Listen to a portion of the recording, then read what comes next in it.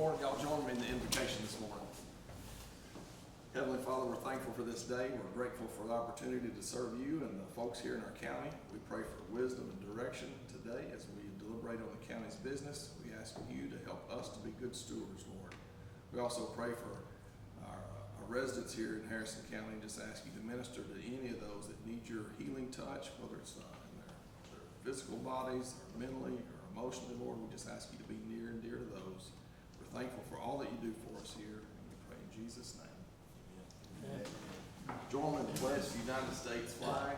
I pledge allegiance to the flag of the United States of America and to the republic for which it stands, one nation, under God, indivisible, with liberty and justice for all. Now, the Texas pledge. Honor the Texas flag. I pledge allegiance to thee, Texas, one state, under God, one and indivisible.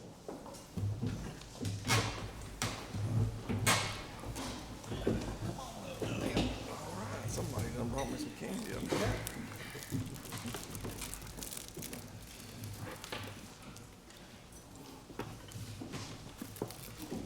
All right, today under announcements, we have a presentation by Mr. Ronald Holloman regarding the no wake zone at Big Pines Lodge.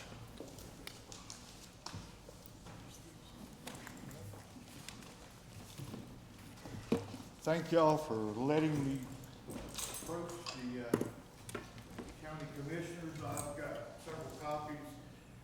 We've had a problem now going on for several years. We've tried at different times, but guys, I want to present this to you. Not take too long, but y'all, I'm not asking. I'm on my knees. I'm begging you. I'm begging. And I will take just a second. You guys are proactive. I have noticed some things that have taken place up on Cattle Lake, which there's not another lake like that I hear people telling me from all over said Cattle Lake beats everything they've ever seen. So the problem we're having is the river channel is deep. It goes from probably up around the state park, a little further than that, and it goes almost through the lake. Well, that's where everybody seems to want to blow the soot out of their boats, and there's some sections of that river channel which is considered part of the lake also. For y'all, as we get into warmer weather, I don't know if y'all know what a wake boat is. They create a wake so high that they can surf behind it. The problem is we dock at Big Pines Lodge, that floating pier, about 100-foot long floating pier. And I come from that generation to where, if it isn't too bad, just hush, don't worry about it. But this is bad. That pier with the waves right there in front of where we put on in the Big Pines Lodge, y'all, that thing is a floating pier, and that thing will jump a foot because of the waves of the boats that go right off of the river channel there, so much that I'm usually yelling, hold on to the rail, especially older people. Some are in walkers that try to come to get on the boat. Some of them, they eat at the restaurant. And the public uses it, even though the state didn't pay for that, but the public uses it. There's probably somebody there this morning. But when the boats and when the lake gets really busy and the recreational boating, we've had people go to their knees, older people cut their knees. They don't have the ability to withstand a 1-foot jump. And boats that tie up there are usually damaged.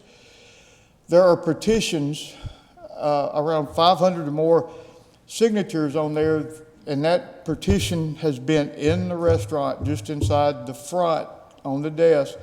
And people who have tied up their boats that are enjoying the Harrison County side of the lake out there,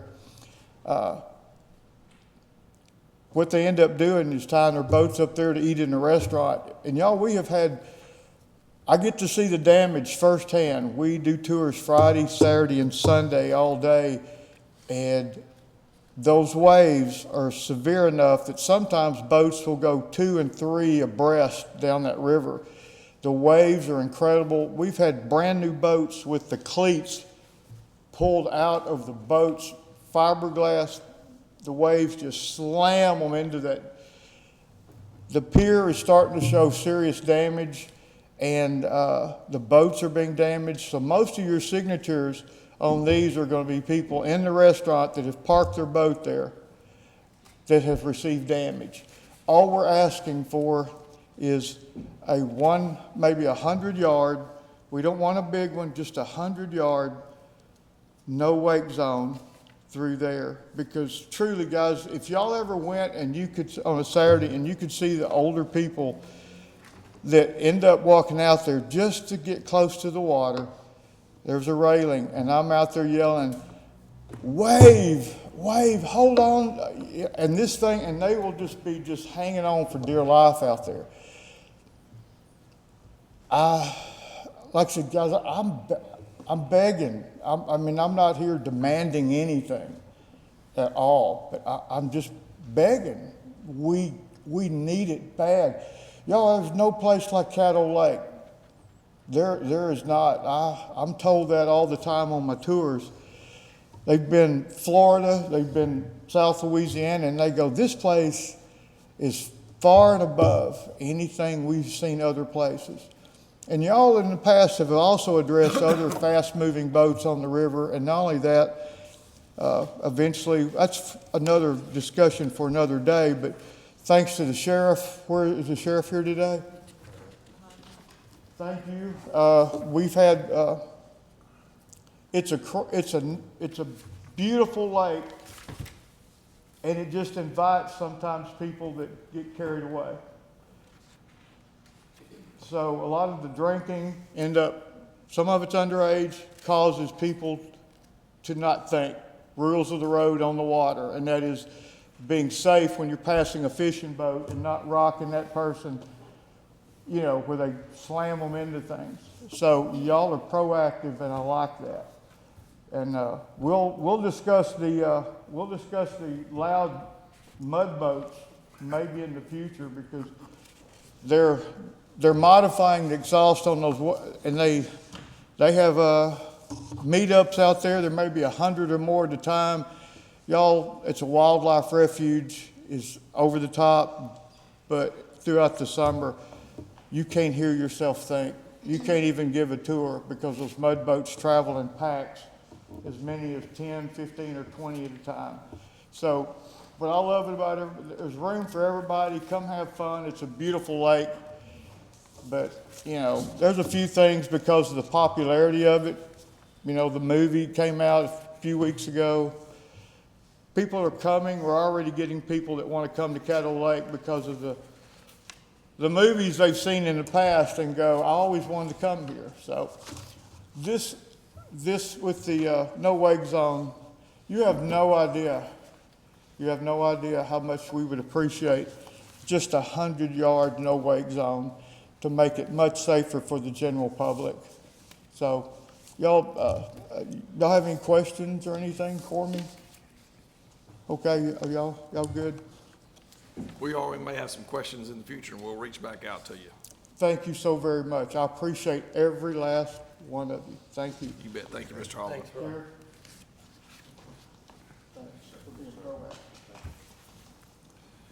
We do have a quorum present today. Present and voting Precinct 1 is Commissioner Hatfield, Precinct 2, Commissioner Timmons, Sims presiding, Precinct 3 is Commissioner Malden, and Precinct 4 is Commissioner Ebarb. It is 11 minutes after 9. We'll call County Court to order. This is the regularly scheduled meeting of the Harrison County Commissioners Court held in the historic courthouse here in Marshall, Texas. Our first item today comes from our auditor. It's our administrative report. Good morning, Ms. Haynes. Good morning, Judge, Commissioners. Before I begin the financial report, I wanted to give you an update on the new process that we rolled out for requisition submission. We rolled it out to Road and Bridge, and we rolled it out to the Sheriff's Department, including the jails. I've spoken to both Road and Bridge and the jails and the Sheriff's Department. They like the new system. They feel like it's easier to get bills and requisitions submitted. They can track it. They know what the status is of each requisition submitted. So we had one individual that had an issue with being able to upload any supporting documentation for the requisition. We have resolved that issue. So with that resolution, I'm going to go ahead and go forward with rolling it out to the remaining of the county. I do think Tell us what's different about it. what's different, it's they have access to our general ledger system. It's restrictive access to where they can submit requisitions in the general ledger. It immediately assigns a PO number, and that way, or a requisition number, which becomes the PO number. And so they are able to track it from the time that they submit the request until it's paid. So they can do that from their own computer? They can do that, without contacting anybody? Correct. The option to submit via email still remains, but for the road and bridge and the sheriff's department, it's easier for them just to submit it online, get a PO number immediately or a requisition number immediately, and they can track it. I believe Lisa likes the system because it also gives them the capability to go in at any point in time to see what their balance is on a specific line item. Hilton enjoys that also because he knows what the balance is and what is encumbered and what they have submitted and where the PO is in the payment process. And the best thing, we just had to wait for the release for me to roll this out, so it's been great. We didn't have to pay an extra fee for it. Granted, we pay enough to Tyler, but we did not have to pay an extra fee for this. And it's very, to me, it's a very robust tool. It's gonna help my department by, we're not going to be distributing reports anymore.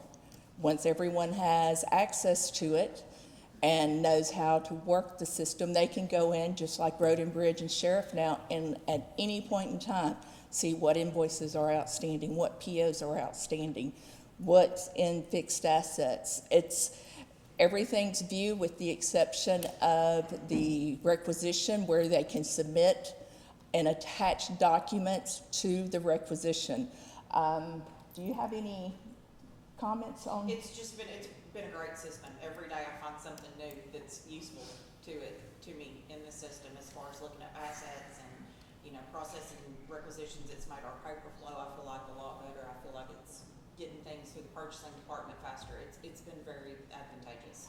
And I do think the invoices are getting paid quicker. That's one comment that Hilton has made is he's able, once he knows he's received the item, he can submit the invoice. And once the purchasing sees the invoice, they go ahead and process it for payment. So there's not as much as outstanding and late payment that we were having. I mean, I didn't realize, I thought it would be a good tool, but I did not realize how advantageous it would be for the purchasing department that way they're not having to scan things, they're not having to key things. The department is keying in what they're wanting on the requisition. There's data fields where they can attach additional instructions to purchasing if they so choose. So it's really a robust tool that we have, and I do believe that the other departments will like it also. Will they use it to the fullest extent that Road and Bridge and Sheriff's Department? No, because of the sheer capacity of their volume is not there with those two departments. But it does help those departments track what's outstanding and what's still due, and we're not scrambling trying to find invoices now, and they're not having to wait to see what a PO or requisition number is. That's one thing that Hilton really likes is once he submits a requisition, he has a number that he can track throughout the invoice payment process. So it's really a very useful tool for the larger departments. And like I said, the smaller departments will use it, but do not have the volume that those two departments have. You said that they had access through the system to the general ledger. Is each department restricted to just their budgetary? Yes, Okay. yes. So, I mean, it's not open where, Oh, no. We've had to make some modifications because like with the sheriff's department, they have donations. Well, initially I had given them strictly their department number. Well, Hilton called me and said, I can't post anything or I can't put anything to this line item. So I was able to add that specific line item, not the entire department of 409, but that specific line item to his user ID so he can use it now. So it's very flexible as to, from a security standpoint. So each department is strictly restricted to their department and nothing else. okay. Very good. Any other questions before you move on to your financial reports? All right, thank you. Okay. All right, you should have a copy of the October 2024 report. This is the first month of the new fiscal year. As of October 31st, we have a fund balance of $26,664,017. If you refer to page 2, this is a summary of the general fund. As of October 2024, we have collected $68,220 in comparison to $147,918. You'll notice the one big change is our interest. So we're already beginning to see the lower interest rates in comparison to last year.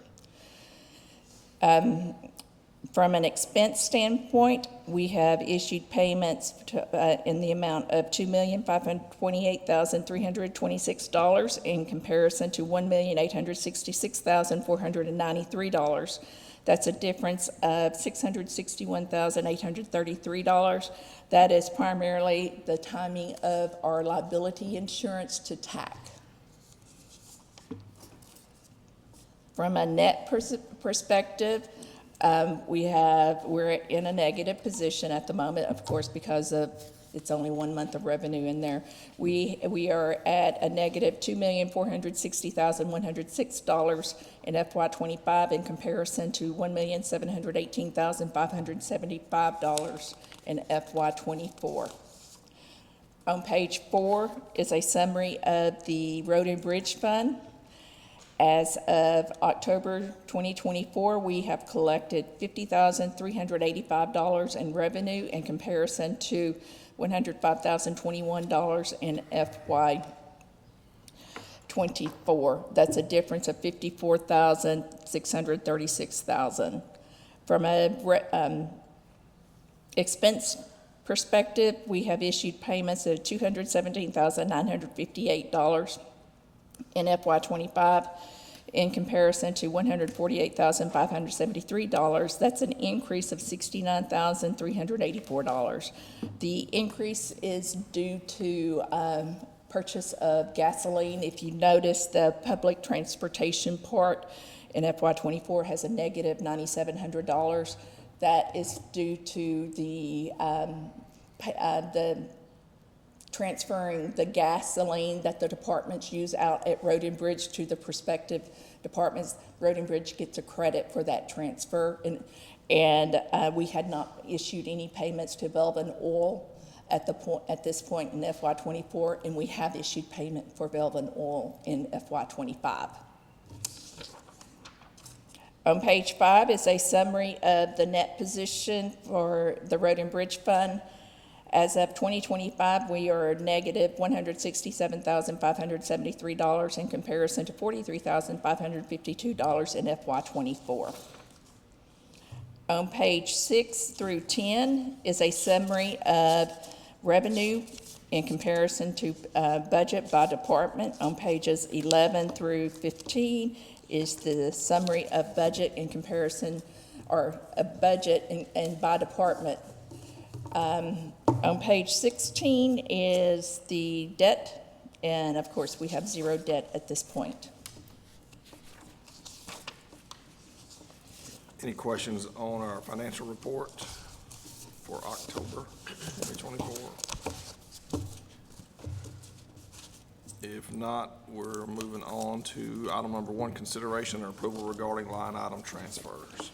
We have one final line item transfer for FY '24. We are transferring in the Road and Bridge Department $3,399. Motion to approve. We have a motion by Commissioner Malden, second by Commissioner Timmons. Any questions or comments on our line item transfers? All in favor? Aye. Any opposed? Hearing none, our motion passes 5-0. Number 2 is consideration and approval of payment of regular bills. Requesting payment of $487,819.61. Second. Motion by Commissioner Timmons, second by Commissioner Malden. Any questions or comments on our expenses? If not, all in favor? Aye. Any opposed? Hearing none, our motion passes 5-0. Number 3, consideration and approval of payroll for November 17, 2024. Motion. Second. Motion by Commissioner Hatfield, second by Commissioner Ebarb. All in favor? Aye. Any opposed?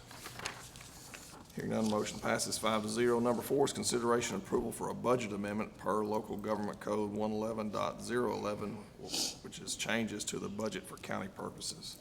This budget amendment is to the Road and Bridge Fund.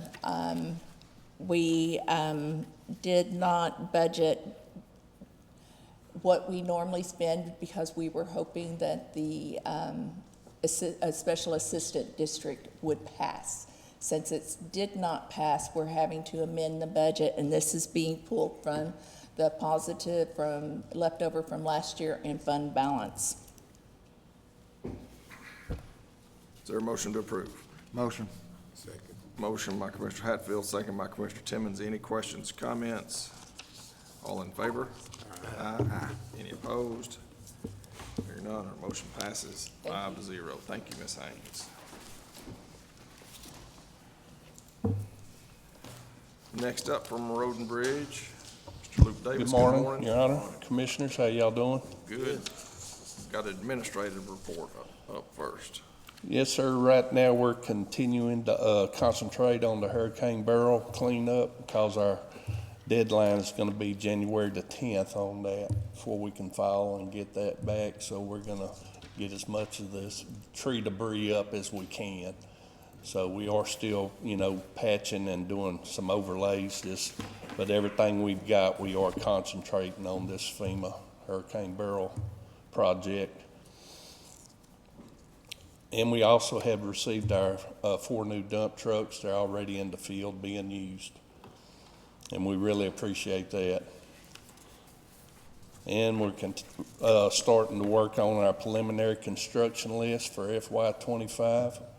So any input y'all have, we more than welcome them. So patching, boom axing, about the same things for now. Very good. Any questions for Mr. Davis on the administrative report? If not, we'll move on to item number 1, which is consideration and approval of personnel changes for Harrison County Road and Bridge. We've had one promotion since our last court meeting. Is there a motion to approve? So moved. Second. Motion by Commissioner Hatfield, second by Commissioner Timmons. All in favor? Aye. Any opposed? Hearing none, our motion passes 5-0. Item number 2 is consideration and approval of utility applications submitted to Harrison County Road and Bridge as follows. E-Tex Telephone Co-op on Law Road, which is County Road 4010. E-Tex Telephone Co-op on Petite Road, which is County Road 4136. E-Tex Telephone Co-op on Ora Asa Johnson Road, which is County Road 4711. E-Tex Telephone Co-op on West Mobley Road, which is County Road 4134. E-Tex Telephone Co-op on Ferguson Road, which is County Road 4312. E-Tex Telephone Co-op on Gus Craver Road, which is County Road 4314. Comcast on State Line Road, which is County Road 2730. Again, Comcast on Ellis Road, which is County Road 2716. And Comcast on Wrestling Cemetery Road, which is County Road 2717. Tally Water Supply on James Marshall Road, which is County Road 4109, and Gum Springs Water Supply Corp. on Smelly Road, which is County Road 3601. Yeah, on Smelly Road and James Marshall, they're both water lines, just a single services. All the rest are gonna be fiber optics, and they've all been reviewed and meet our standards outlined in our utilities application. Is there a motion to approve? So moved. Second. Motion by Commissioner Hatfield, second by Commissioner Ebarb. All in favor? Aye. Any opposed? Hearing none, motion passes 5-0.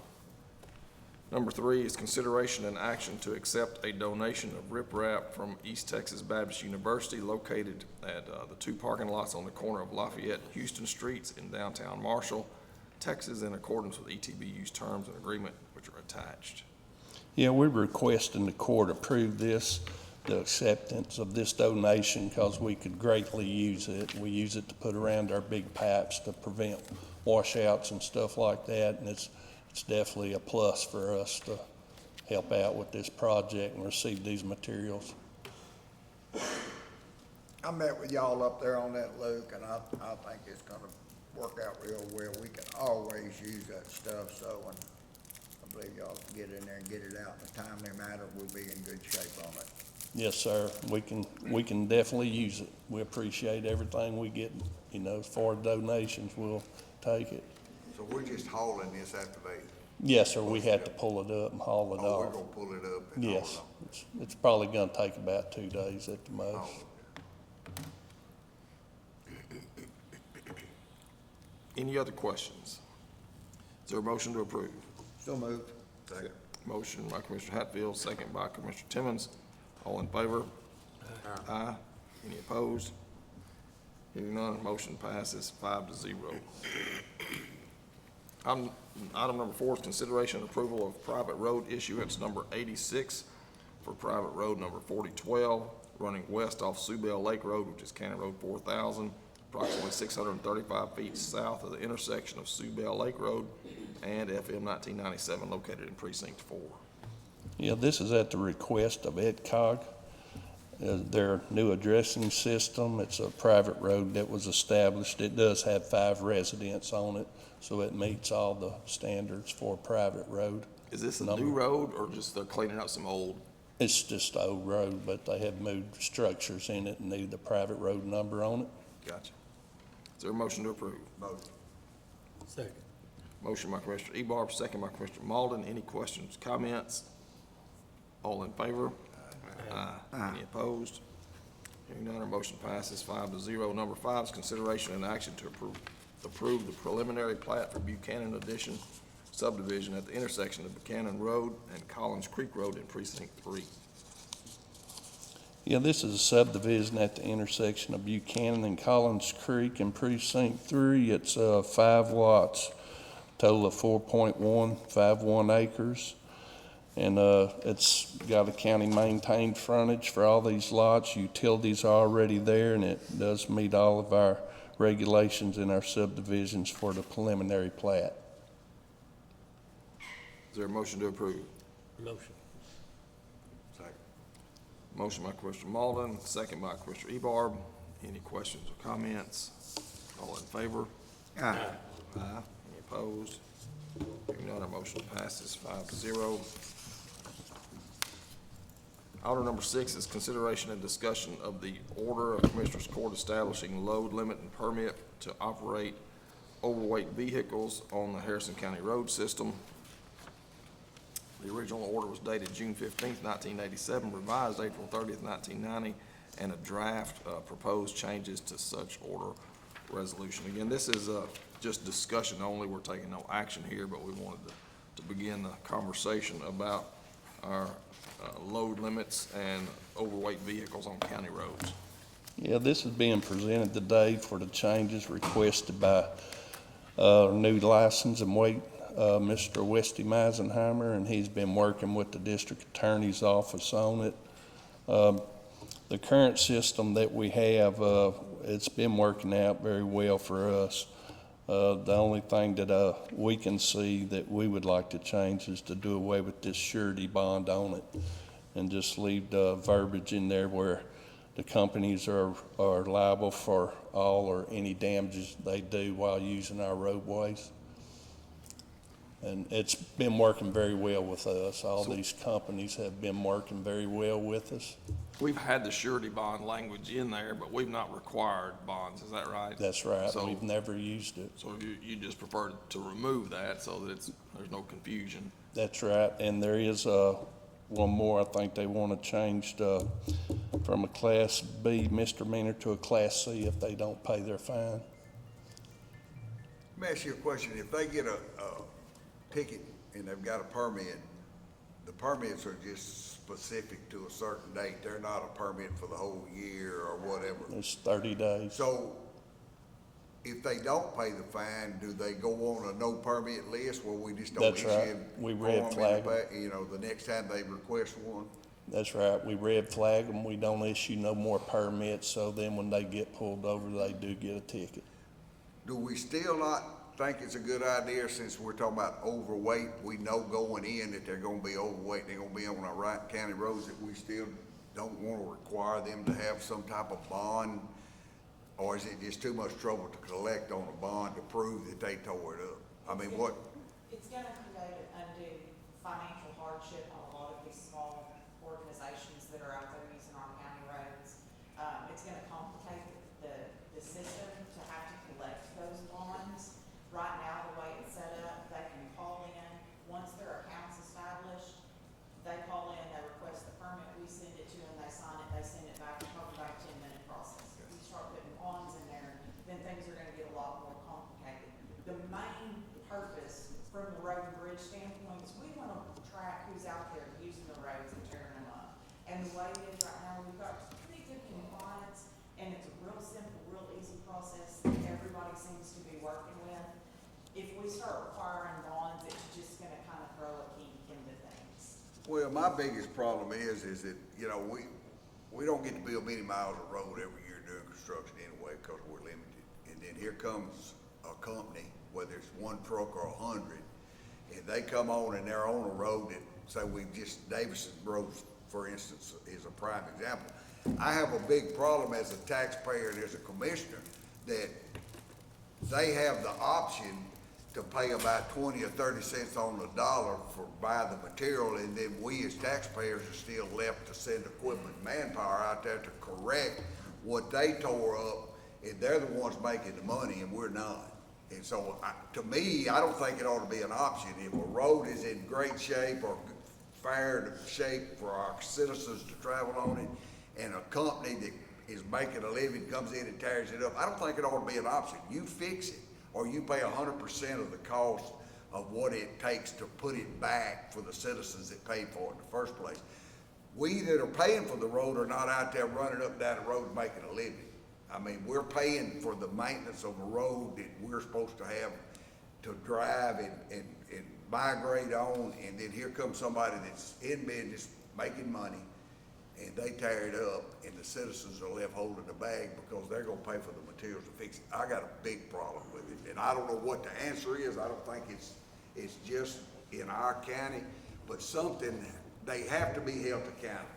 I'm not saying that we can't keep them from making a living, but there ought to be confines that they have to abide by. I don't know what the answer is, but I think it's wrong for us to allow somebody to tear it up and then let the citizens pay 70 or 80% in manpower and equipment for them to put the road back where it's passable. That's just, it's kind of a pet peeve for me, but I think it's wrong for us to allow that. Well, a lot of these companies, they do help out and they do repair. Well, I know we've been pretty That's lucky in the right. last few years with some of the roads that the companies come in and they put them back, possibly even better than what we would have, money And wise. some of them come in and build the road Yeah. before they even start Yeah. working on that. Well, I just think that they should be good citizens with all of us.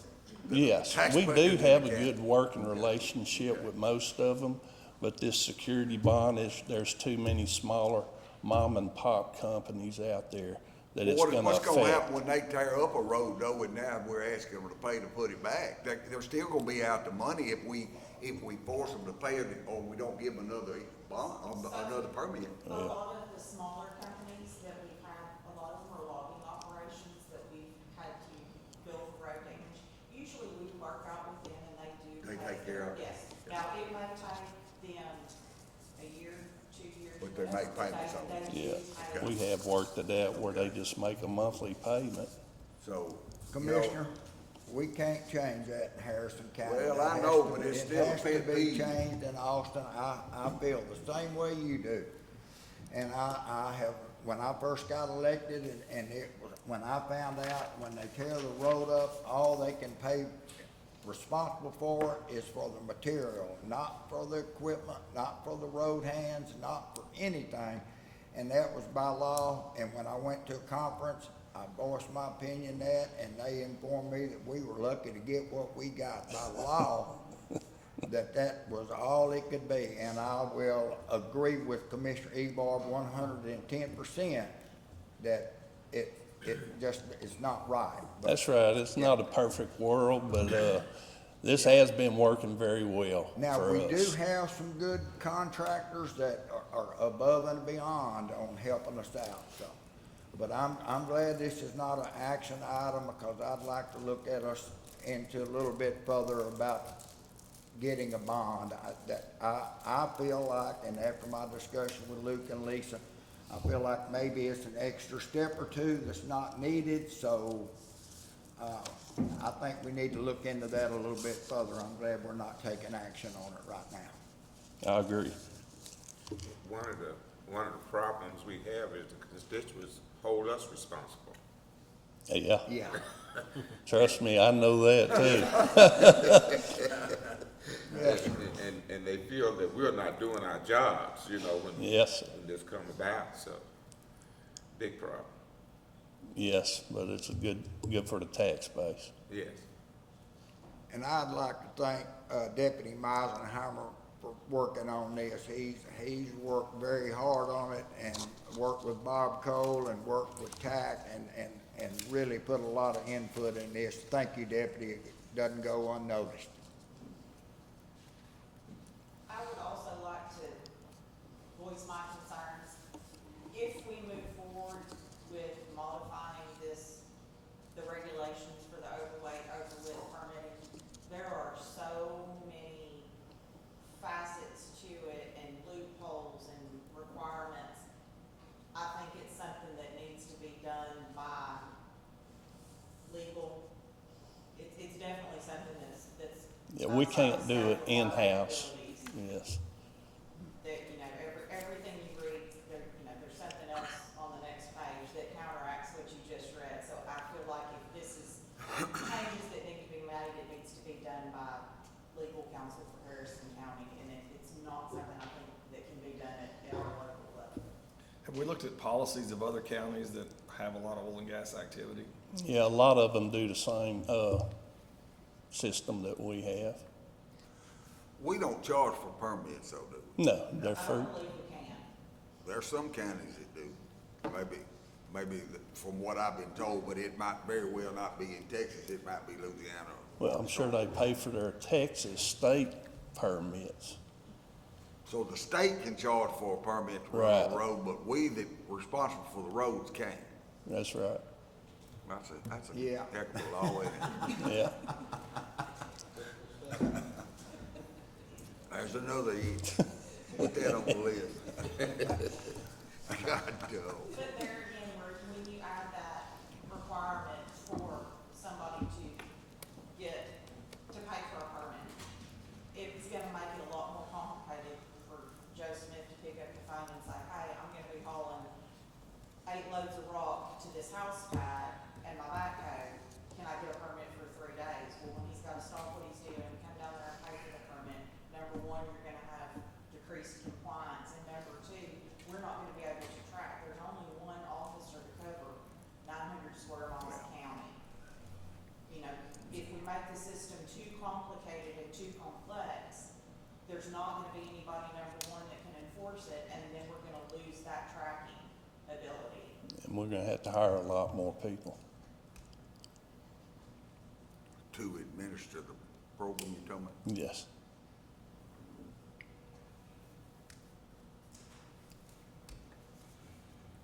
Any other questions or comments on our, Has anybody outside, Mr. Cole here at the DA's office looked at this? Did y'all say y'all had been? I think tax been Allison and involved? Bass Okay, had sent us okay, some stuff on it. Okay. I have some paperwork I'll share with y'all, with some information that Judge Sims had sent over from TAC before. And I believe Charlene was reaching out, as we were working on this agenda item to get some input on the draft that we come up with. Would you just email it to us? Actually, Any other questions, comments? We will move on to the next item.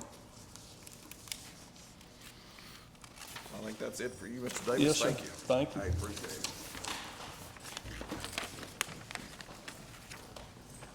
Administrative report from our sheriff. Good morning, Sheriff Fletcher. Good morning. Judge, Commissioners, guests, how are y'all? All good. This is our activity summary for October 29th to November 26th. We answered 2,591 calls for service. I was doing a little math a while ago. That's about 93 calls every 24 hours. 230 criminal reports assigned to CID. We did 68 total arrests, 507 traffic contacts, 9 mental transports, and 50 transports overall, including warrant services and jail-to-jail operations, for a total of 7,329 miles. We received 174 legal documents, 66 were personal services, 25 were indictment precepts served in the jail, 5 tax postings, 18 county and district postings, and 1 Harrison County Appraisal District sales tax postings, for a total served of 115. 820 juror summons were sent out. Our jail population as of 12/2, it was 246 inmates. That is down. We were brushing 300 there for a couple of months. We're housing none for Marion County at this time, and 27 for the United States Marshal Service on our contract inmates. Our fire marshal's office did 6 fire inspections, 9 illegal dumping cases, 10 loads of trash for litter pickup, and then 5,400 cubic foot of litter was removed from our roadways. 4 structure fires this month, fielded 6 complaints, 5 notice of violations, 21 inspections, 9 utility hookups for Upshur Rural Electric, 14 utility hookups for Panola Harrison. We did 13 single-family permits for a total of $4,680, 1 commercial permit for $560, and 1 subdivision review for $50, for a total of $5,290. Correct? That concludes our summary report. I added that a while ago, 93 calls a day. That tells you what 6 guys at a time out on the street, 24 hours around the clock, answering 93 calls a day. That's just short of 10 an hour. They're rocking and rolling. So, when you see them in Chevron getting that Coke, just pat them on the back, because they deserve it. Any of y'all have any questions for Sheriff? Thank you, Sheriff, very much. Thank y'all. Thank you. Next item from our treasurer. Good morning, Ms. Rushing. Good morning, Judge, Commissioners. Item number 1 is consideration and action regarding the approval of the treasurer's monthly report for October 2024 and authorization to publish to the county website pursuant to local government code section 114.026. Beginning the month of October, our new fiscal year, we began the month with $5,927,757.53. Receipts, $5,643,545.66. Disbursements, $8,520,644.06. Ending with cash plus investments for the month of October, $26,027,902.82. Is there a motion to approve our treasurer's monthly report for October 2024? Motion. Second. Motion by Commissioner Hatfield, second by Commissioner Ebarb. Any questions or comments? All in favor? Aye. Any opposed? Hearing none, our motion passes 5-0. Number 2 is consideration and approval of the Harrison County Treasurer's Investment Report for the month of October 2024. Yes, sir, for our October being our new fiscal year, I'm ready to see our tax money come in. Totals aren't as well as they have been, but we haven't started getting our tax money either, so looking forward to starting to receive that. That being said, in Texas class, our beginning balance was $1,116,970.47. Interest earned was $4,779.62. Ending balance in Texas class was $1,121,750.09. Investment interest earned for October, a lot of this is due to the timing. We had a big month in September, but for October, our interest was $10,971.88. Total invested at this time is $22,977,243.69. We will start investing again as money comes in from the taxpayers for the taxes. Money market interest was $19,402.62. Texas Bank and Trust main account interest was $1,728.92. With monthly interest total for October was $36,883.04.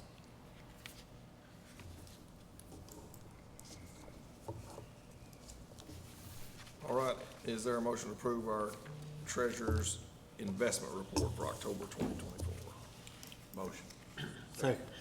Motion by Commissioner Ebar, second by Commissioner Malden. Any questions or comments? All in favor? Aye. Any opposed? Hearing none, our motion passes 5-0. Thank you, Ms. sir. Rushing. Thank you.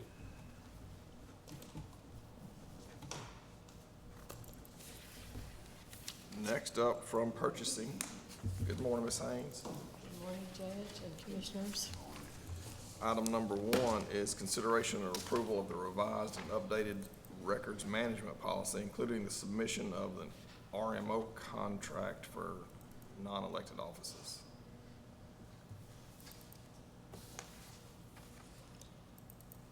RMO contact. Yes, this is what, we've discovered that it's listed as an individual and like a name, like it was Janice Smallwood and we'd like to change it to have, to the position of Harrison County Purchasing Agent, so that as it changes, we don't have to redo this every time. Great idea. And it's for the records management of the non-elected, because each elected official is their own records management officer. All right. So this policy you've sent us simply removes a specific name and just makes it Correct. purchasing agent? Correct. Very good. Is there a motion to approve? Motion. Second. Motion by Commissioner Timmons, second by Commissioner Ebar. Any questions or comments? All in favor? Aye. Any opposed? Hearing none, motion passes 5-0. Thank you, ma'am.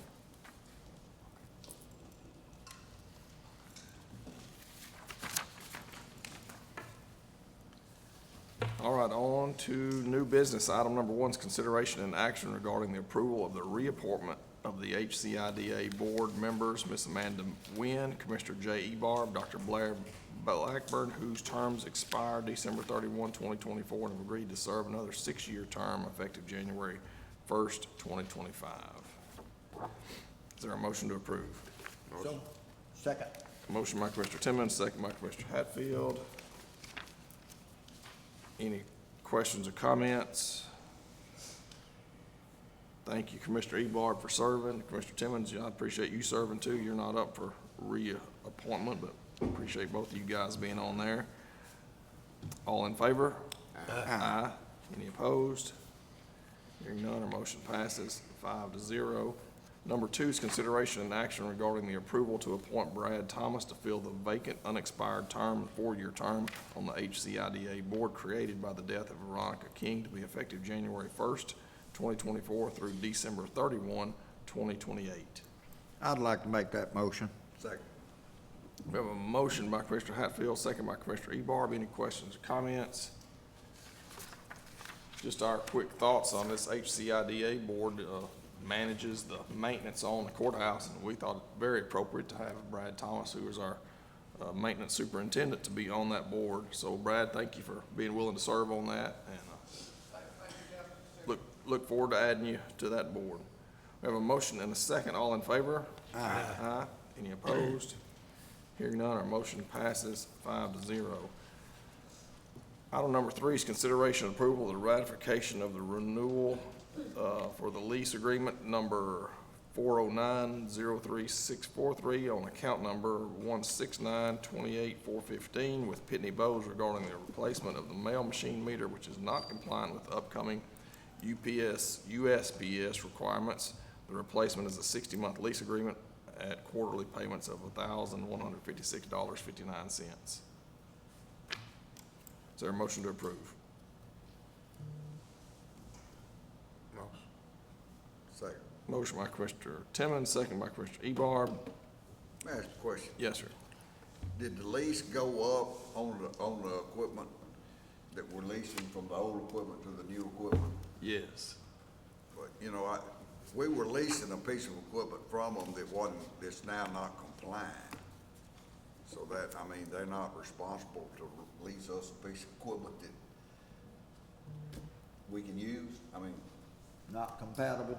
yeah. Yeah, well, I'm sure they are responsible to lease us a piece of That's why they equipment went that's up. compatible, so they raise So their is rates this and a send us some new- new equipment. But what I'm saying is this a new lease? Was the old lease expiring and It was expiring in March, yes, sir. Okay, so we would have had to enter into a new one in Yes, March sir. for. And if we didn't enter to the agreement like we did, there was a possibility of it going up even more.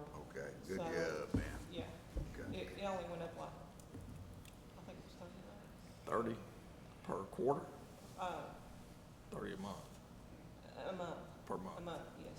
Well, when I read this, it was like we had a piece of equipment that we were in a contract with, but now it's deemed unusable. You know, why should we be penalized?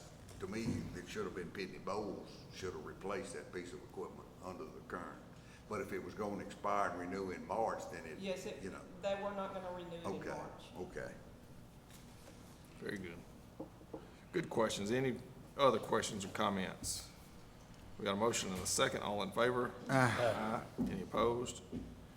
Hearing none, our motion passes 5-0. Number 4 is consideration and approval of the amended resolution and the order of the Commissioners Court in support of the establishment of a civil court alternative dispute resolution system. This Good morning. is on the, good morning, this is on the agenda because of my error. The draft I had sent it over, the draft I sent over, it contained a couple clerical errors. I noticed it when I was doing it for another county, and it's simply missing one place, the chapter, the local government reference code, and then on 2 spots in the order, it says Civil Practices and Remedies Code when it should say Texas Local Government Code. And so I provided the updated draft, which goes, it goes along with all the other counties, which I'll just shift to the better news with Harrison County's leadership. We now have Bragg County, Kent County, Van Zandt County, and Upshur County on board and have established their own county ADR systems. And I expect Marion and Rusk both to have theirs done by Monday. So thank you for that. But I'm sincerely sorry that I incorrectly assumed I updated the draft with you all. But that's why we're here today, my error. So is this when people start throwing stuff at me? Cover up. Mr. McMullen, I appreciate you correcting the clerical errors, basically. You also got to speak to EdCog yesterday. How did that go? No, I took Thursday. Oh, it's Thursday, okay. Yeah, some of the judges have been able to appear in at least some capacity in 12 of the 14 counties. Cherokee and Anderson, I'm not sure what's going on, but apparently I think those judges are gonna be there. And I was gonna, hopefully, I might lean on, since now we have 5 counties, might help me, get the message across at the EdCog deal to explain, okay, Harrison, tell us why everybody else should do it, Gregg County, why? You know, just, you know. And also, Commissioner Hatfield's seen my song and dance plenty of times, and I give, you know, something a little bit different, this time, but, I'm excited for the opportunity. NOLA, for some reason, they, when did the public comment, they, the judge decided I couldn't even present because he didn't think the commissioners wanted to hear about it. So I hope to see Judge, it's Judge McLean, I hope to see him there as well. But maybe, are you going? Maybe if you wouldn't mind saying, Sure. why this is good, but, Camp County, so far the smallest, very proud of them, because it doesn't matter if you're the smallest county or the biggest county, it's just good for everybody, so. Again, I apologize, but No. this also gave me the opportunity to speak in front of Commissioner Malden. He wasn't here the last time, so before you exit, I can now, I have the privilege and honor, so thank you. Mr. McMullen, did you say Henderson or Anderson County? Anderson, Henderson, and what was the other? Anderson and Cherokee. In Henderson, the county seat is Athens. Yeah, no, Judge McKinney, and I've met with him in Athens and the county attorney, and I think it's just a matter of, actually, I don't know. I mean, I feel Right. like I've bugged these counties enough. I can't remember the last email I sent, but, with the window closing, keeping the fourth quarter, it's for December 2nd now, 3rd, I lose the track, but they only, Anderson and Cherokee only have 2, meetings left. And so if they wanted me to present and then have an actionable item, you know, it's now becoming really tricky. So I'm hoping I can really get it across at the deal on Thursday, and then they'll put me on maybe December 31st. But if not, you know, it wasn't for lack of effort. You know, I'm sure they'll come around and ask in January if they don't. But what I care most about is here in Harrison County and Gregg County, and I'm so proud. Y'all are the leaders of this, and I'm trying to get us to all 14 before the end of the year. But Panola for sure right now is a no-go. So any help there would be great as well. Well, we appreciate your efforts here. Thank you very much. Thank you, sir. Again, sorry. You bet. No, we good. All right, so we have the amended resolution for our alternative dispute resolution system. Is there a motion to approve? So moved. Second. Motion by Commissioner Hatfield, second by Commissioner Malden. Any other questions or comments? All in favor? Aye. Any opposed? Hearing none, motion passes 5-0. Item number 5 is consideration and approval of the Local Emergency Planning Committee membership updated TDM 151 forms as proposed by the Fire Marshal, James McConnell. Good morning. Good morning, Lieutenant. everybody. If y'all are familiar with the LAPC, this is part of our hazard assessment mitigation plan that has to be kept up with. We would be doing this probably sometime next spring anyway, but we had to get a current updated version simply to allow us to qualify for the money that we have applied for, so that we can hire Ben Buchanan to assist us with our HMAP. So we had to get this done just so we could get him on board. All right, very good. So I see that we've got, of course, our Fire Marshal is our chairman, Jamie McConnell. Darrell Pruitt also from the Fire Marshal's office, and the sheriff on it. We got Mayor of Hallsville, Jesse Casey, John Pritchard, who's a fire chief and mayor of the city of Scottsville, Ms. Judy Patterson, the mayor of Uncertain, Jesse Moore, the mayor of Wascom, and Larry Smith, who's the police chief there in Wascom, also on that committee. So sounds like a good, solid. It is, committee. and it's a long list. There's like 60 people on there that A lot of them are either with companies that handle hazard materials, or they're near hazard materials and just have concerns. So it's a good positive group of people. Very good. Is there a motion to approve? Motion. Second. Motion by Commissioner Ebarb, second by Commissioner Hatfield. Any other questions or comments? All in favor? Aye. Any opposed? Hearing none, our motion passes 5-0. Thank you, sir. Item number 6 is consideration and approval of the resolution authorizing the approval of proposed Texas state opioid settlement agreements. This is from the Kroger Company. I don't think anyone's here to speak on this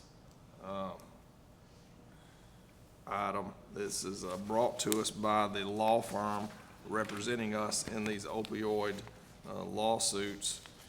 And I know, Commissioner Ebarb, you've got some questions about this settlement amount. Well, it's just, to me, it's confusing when you look through their documentation. They show on Region 1, which is us, Harrison County, and it shows a little over a $38 million allocation. And as you look through the pages of it, that number seems to be dwindling. And I just don't understand. If this is strictly the Kroger that we're looking at today, but that number has gone down from the fund for Region 1 from a little over 38 million to 2.1, a little over 2.1 million. So I don't understand why it's decreasing, and it's paid. I did get the answer that it's paid over 11 years, and the first 2 years payments are due by April of 25, and then I guess we'll have either 9 or 10 years left. And then when you look at the total today, you know, they're showing almost $3 billion, and they're showing, well, we're gonna get $14,000. Well, I'd like to know how it was calculated. Was it calculated on population or number of instances where there seemed to be some kind of documented opiate crisis in the county, or what? I mean, the numbers for me just don't line up when you take the settlement of $14,000 a year for 11 years. You're looking at $154,000, but that's coming out of 38 million. So, you know, is this what they've done for the whole state with all the different entities that have been sued and are paying, or is this today, is this just the Kroger? Are we getting just 14,000 from the Kroger settlement, or is this out of the whole fund? I believe this is just the Kroger amount. Some of these, have we already done some in the past? We have. Ms. Haynes, I'm putting you on the spot. You weren't prepared for this. We've received some settlements. We have received some settlement. I don't remember who it's from. It was about $50,000. Is it a one-time and done payment, or is it a 10, 11-year deal just like this one is? It's a 10, 11 year. Well, you know, it's just a lot of numbers. They talking about a $700 million settlement on this Exhibit C for all the different 20 regions that's involved. And they show you where they're holding $7 million in administrative costs. Then you go over to the back page and it's showing where the total to date's been almost $3 billion. So, I mean, what are we talking about? You know, I just, to me, there's too many answers or questions for me personally that I'd like to see answered before we just assume and sign something that I don't understand what we're saying. Yep. I agree with you. They don't do a good job of explaining to us what portion of that settlement we're getting. And they don't really tell you. You have to ask about it. Well, I sent a few emails yesterday to our local, and he forwarded them on to the company that's representing, I guess, the whole group. And there was a response back, but it was very short.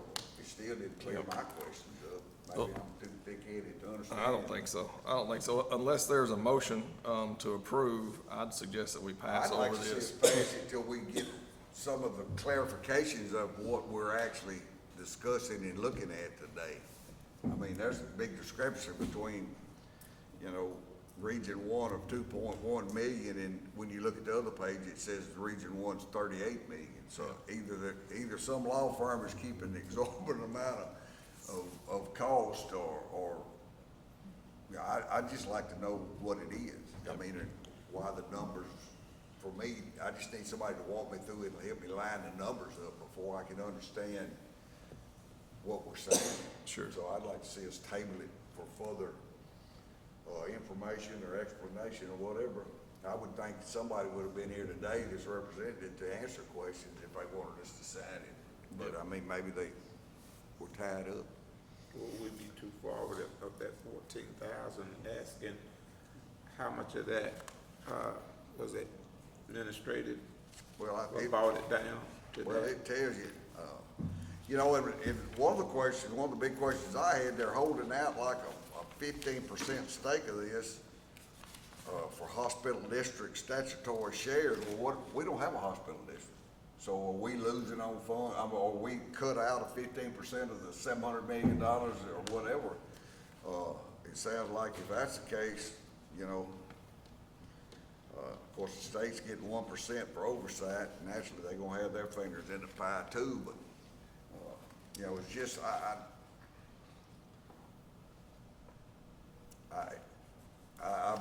don't see where the documents that they sent that I looked at, and then I finally run them off this morning thinking it would explain itself, and if it did anything, it made it muddier for me. But you know, I'd just like for somebody to tell us. Sure.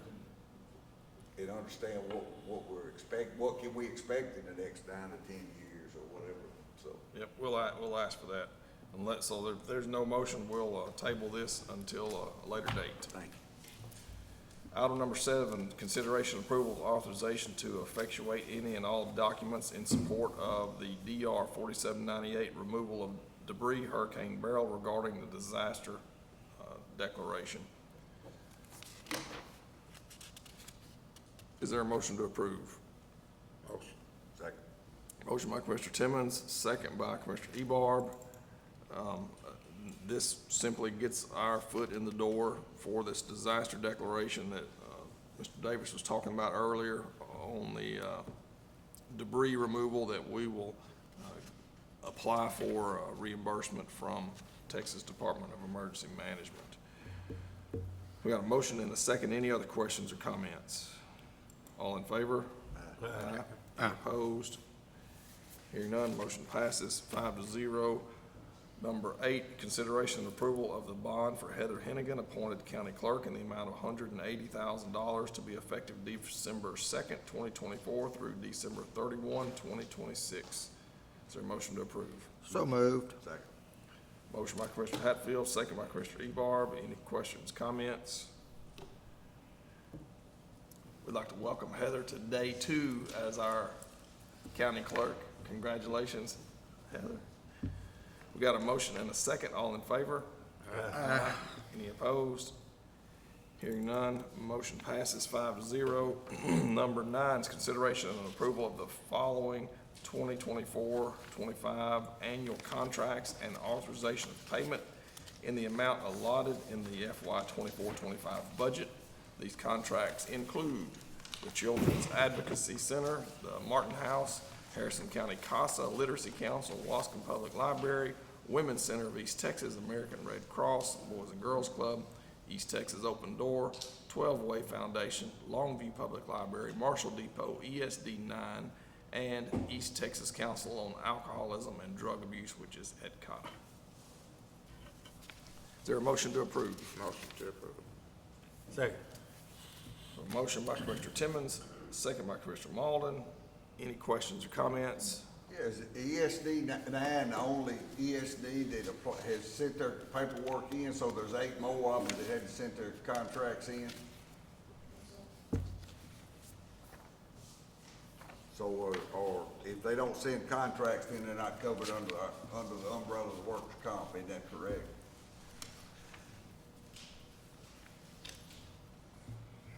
Can I tell him that I invited the chief over?